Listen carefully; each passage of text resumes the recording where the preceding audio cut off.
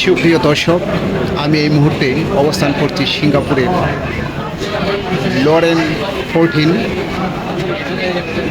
এখানকার এই প্লেসের একটি হোটেলে। এখানে একজন বাঙালির সাথে আমি পরিচিত হলাম, যার সাথে দীর্ঘক্ষণ সিঙ্গাপুরের বাস্তবতা নিয়ে কথা বললাম। পাশাপাশি যে একটি হোটেলে অবস্থান করছি, সেই হোটেলটিও বাঙালি হোটেল নামে পরিচিত। তবে এখানে বাস্তবতাটুকু আমি আপনাদেরকে তুলে ধরছি, কারণ কেমন আছে এখানকার বাঙালিরা এবং শ্রমবাজারে, বিশেষ করে সিঙ্গাপুরের শ্রমবাজারে বাঙালিদের কদর কতটুকু, এ নিয়ে আমি কথা বলছি। মানিকগঞ্জ জেলার। আপনার বাড়িটা কোথায়?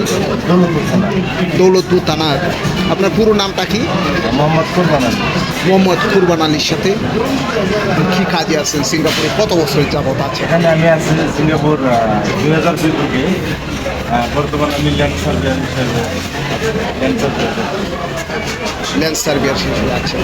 আপনি এখানে যে শ্রমবাজার, বিশেষ করে বাঙালিরা কেমন আছে এই সিঙ্গাপুরে? বাঙালি আলহামদুলিল্লাহ মোটামুটি একটা পর্যায়ে আছে, খুব ভালো না, একেবারে মন্দ না। তবে শ্রমিকদের কদর কেমন এই দেশে? শ্রমিকের কদর সিঙ্গাপুর গভর্নমেন্ট যথেষ্ট ভালো। প্রবাসীদের সুখ এবং প্রবাসীদের দুঃখ। প্রবাসীদের দুঃখ একটা জায়গায় সিঙ্গাপুরে আমরা যারা বাংলাদেশি প্রবাসী আছি, কখনোই কোনো সেবা নিতে গিয়ে সিঙ্গাপুরে আপনার বাস্তবায়ন আপনার এমন মিনিস্টারি আপনার চাইতে সবাই আমাদেরকে যথেষ্ট মূল্যায়ন করে। শুধু অপমূল্যায়ন হয়ে আমাদের দেশের আমরা চিনি। একজন লোক পাসপোর্ট করতে গিয়ে হয়রানি, পাসপোর্ট করতে গেলে অ্যাপয়েন্টমেন্ট নিতে হয়, অ্যাপয়েন্টমেন্ট নিতে 3 থেকে 4 মাস অ্যাপয়েন্টমেন্ট বায়োমেট্রিক, তারপরে পাসপোর্ট আসতে কথা হবে। সুপ্রিয় দর্শক, আপনারা নিশ্চয়ই শুনেছেন ওই শ্রমিক একটা কথাই বললেন, তারা সিঙ্গাপুরের কোনো সময় অবমূল্যায়ন হন না এবং হয়রানির শিকার হন। তবে আফসোসের সুরে তিনি বলেন, তারা বরং নিজের দেশের সেবা থেকে নানা দিক থেকে বঞ্চিত হয় এবং হয়রানির শিকার হয়, এমনটি তিনি তুলে ধরলেন। এখানকার যে রাস্তাঘাটের পরিস্থিতি এ সম্পর্কে পাশাপাশি চতুর্দিক বিবেচনা করলে আপনি কি মনে করেন? এখানে আপনি রাস্তাঘাটের কথা যদি বলেন, দেখেন আপনার এখানে ট্রাফিক লাইট করছে, সিঙ্গেল গ্রিন সিগন্যাল প্রতি রাস্তা করছে। আপনার গাড়িগুলো থেমে গেছে, এখানে কোনো পুলিশ দ্বারা ট্রাফিক কন্ট্রোল হয় না, অটোমেটিক সিস্টেমে ট্রাফিক পোস্টের মাধ্যমে ট্রাফিক কন্ট্রোলিং হয়। আপনি দেখেন সিঙ্গাপুরের রাস্তাঘাটটা সুশৃঙ্খল, তারা ট্রাফিক মেনে চলে। কোনো লোকজন যদি না থাকে, তারা যখন লাল বাতি চলে গাড়ি স্টপ প্রতীক অপেক্ষায় থাকে গ্রিন সিগন্যাল, যখন গ্রিন সিগন্যাল করে প্রতীক রাস্তা ক্রস করে। এখানে দুর্ঘটনা খুবই কম, এটা একমাত্র সচেতনতার কারণ। সুপ্রিয় দর্শক, আপনারা একটি বিষয় নিশ্চয়ই শুনেছেন সেই বাঙালি শ্রমিকের মুখ থেকে। এখানে নেই কোনো ট্রাফিক পুলিশ, কিন্তু জনগণ কিভাবে সেই ট্রাফিক সিগন্যাল মেনে চলছেন সেটি তিনি তুলে ধরেছেন। আপনারা শ্রমিকরা কেমন আছেন এই সিঙ্গাপুরে? আলহামদুলিল্লাহ, সিঙ্গাপুরে আমরা ফরেন শ্রমিক যারা আছি যথেষ্ট ভালো আছি, কারণ এখানে আমাদের প্রশাসনিক হয়রানি হতে হয় না, হয়রানি হতে হয় না। যত সেবা লাগে আমাদের হসপিটাল বলেন, এমওএম বলেন, সব জায়গায় আমাদের মূল্যায়ন করে, আমাদের তাদের দ্বারা কোনো সময় হয়রানি হতে হয় না। সুপ্রিয় দর্শক, আপনারা আরেকটি বিষয় শুনেছেন, তারা কখনো হয়রানির শিকার হন না শ্রমিক হলেও সেই সিঙ্গাপুরে, বরং তিনি আফসোসে ফেটে পড়েন, নিজের দেশে তিনি অবমূল্যায়নের শিকার। শুধু তিনি নন, তার মতো রেমিটেন্স যোদ্ধারা নিয়মিত ব্যাগ পোহাতে হয় জন্ম নিবন্ধন বিষয়ে, পাশাপাশি পাসপোর্ট করতে গেলে, এছাড়াও রেমিটেন্স পাঠানোর ক্ষেত্রেও। এই সকল পন্থা যদি সহজতর হয়, তাহলে বিশেষ করে রেমিটেন্স যোদ্ধাদের পরিমাণ বেড়ে যাবে এবং বিদেশ গমনিচ্ছুকদের আগ্রহটা আরও বেশি বেড়ে যাবে, এমনটি তিনি তুলে ধরেছেন। আপনার দেশের বাড়ি কোথায়? আমার দেশের বাড়ি টাঙ্গাইল সদর উপজেলায়। সিঙ্গাপুরে কত বছর যাবত আপনি আছেন? এই তো 8 বছর। বাঙালি শ্রমিকদের বিশেষ করে শ্রমবাজারে সিঙ্গাপুরে কেমন মর্যাদা এবং কি অবস্থায় আছেন এ নিয়ে একটু যদি এখন বলেন। আমাদের যে মর্যাদা এই দেশের সরকার আমাদের অনেক সম্মানের সাথে দেখে এবং কি আমরা এখানে অনেক ভালো আছি। বা আমাদের যে বাংলাদেশের সিস্টেম যেটা, আমরা এখানে আসার ক্ষেত্রে আমাদের ভিসা সত্যায়িত থেকে শুরু করে আমাদের পাসপোর্টে নিয়ে বিভিন্ন সমস্যার সম্মুখীন হচ্ছি। এক্ষেত্রে আমাদের এই পাসপোর্ট সত্যায়িত সিস্টেমটা এটা দীর্ঘ সময় লাগার কারণে আমাদের এই দেশের যারা বস আছে তারা চাইতেছে বিকল্প দেশ থেকে শ্রমিক আনা।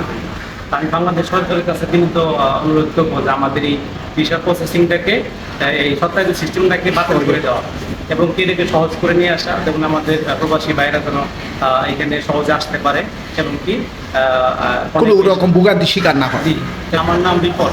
প্রিয় দর্শক, আমি এই মুহূর্তে অবস্থান করছি সিঙ্গাপুরের গ্যালান 14 একটি হোটেলে, যেটা কি বাঙালি হোটেল নামে পরিচিত। এখানে সাধারণত বাঙালিরাই বেশি আসে এবং ইন্ডিয়ানরা আসে।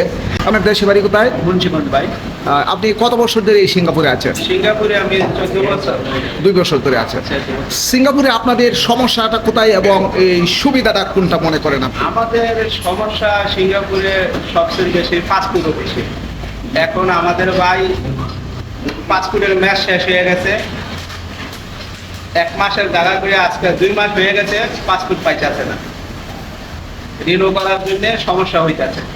এটা আমাদের বাংলাদেশের লেগা অনেক খারাপ একটা। আমরা যখন সিঙ্গাপুর থেকে বাংলাদেশ লিমিটেড পাঠাই, তখন যদি 5 টাকার ভিতরে যদি 2 টাকা হয় তবে আমাদের সুবিধা হয়। আচ্ছা, পার্শ্ববর্তী রাষ্ট্রে যারা বিশেষ করে ইন্ডিয়ান, ওরা রেমিটেন্স 2 টাকা পাঠায়। তার বাঙালিদের কত টাকা? 5 টাকা নেয়। বাঙালিদের 5 টাকা নেয়। 5 টাকা নেয়। সুপ্রিয় দর্শক, আপনারা শুনছেন একজন রেমিটেন্স যোদ্ধার কথা। তার অভিযোগ হচ্ছে পার্শ্ববর্তী রাষ্ট্র ইন্ডিয়া যেখানে 2 টাকার মাধ্যমে পাঠাতে পারে, কিন্তু বাঙালি শ্রমিকদের ক্ষেত্রে লাগে 5 টাকা। সেক্ষেত্রে যদি রেমিটেন্সের পরিমাণটা পাঠানোর ক্ষেত্রে কমিয়ে আনা হয়, তাহলে তারা উৎসাহ এবং উদ্দীপনা বোধ মনে করবে। এমনটি বললেন একজন সিঙ্গাপুরে কর্মরত শ্রমিক। আপনার পুরো নামটা কি? জলিলুদ্দিন ব্যাপারী, আপনি কোথায় জব করেন? মুন্সিগঞ্জ। না, এই সিঙ্গাপুরে কোথায় জব করেন? সিঙ্গাপুরে জব করে এই জ্বালানি গ্যালানি জব করেন। কি কাজ করেন আপনি? কাজ রেনিমেশন জব। ভাই, আপনার পরিচয়টা একটু জানতে পারি? প্রদীপ চন্দ্র সরকার, আপনি হোম ডিস্ট্রিক্ট কুমিল্লা। কত বছর যাবত এই সিঙ্গাপুরে আছেন? 20 বছর। আপনি কি এই হোটেলে কর্মরত কোনো শ্রমিক নাকি পার্টনার? কর্মরত শ্রমিক। আচ্ছা, এখানে এই বাঙালি হোটেল মনে হচ্ছে এটা বাঙালি হোটেল, এবং এখানে কি বাঙালিরাই শুধু খেতে আসে নাকি অন্যান্যরাও আসে? সব দেশের মানুষই আসে, বাংলাদেশিরা আসে, তবে ম্যাক্সিমাম বাংলাদেশি কাস্টমার। সবচেয়ে বেশি বাঙালিরা আসে। আর বাঙালিরা আসার কারণটা কি? কারণ এই জায়গায় খাবার পাওয়া যায় ভালো, আর বাংলাদেশি খাবার সবাই বাংলাদেশি খাবার পাশাপাশি খাবারের মান কেমন? আছে ভালো। আমরা চেষ্টা করি সবার কম দামে খাবার নিয়ে। এখানে বেশি আছে কারা? বাংলাদেশি সবচেয়ে বেশি আছে, পর্যটকরা আসে। এখানে বেশি পরিমাণে পর্যটক আসে।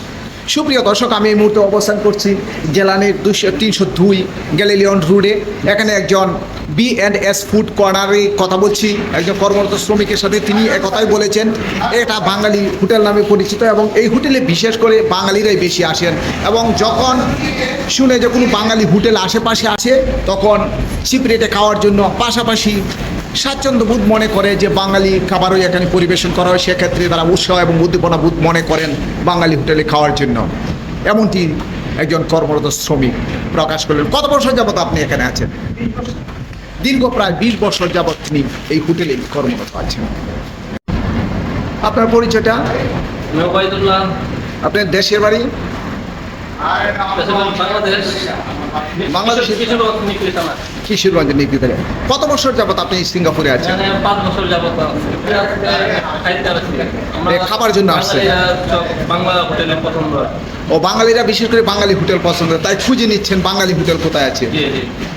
এখানকার জীবনযাত্রার মান কেমন এবং কেমন আছেন আপনারা? আছি আলহামদুলিল্লাহ, ভালো আছি। সকলে ভালো থাকুন, শুভকামনা সবসময় সকলের প্রতি। আল্লাহ হাফেজ।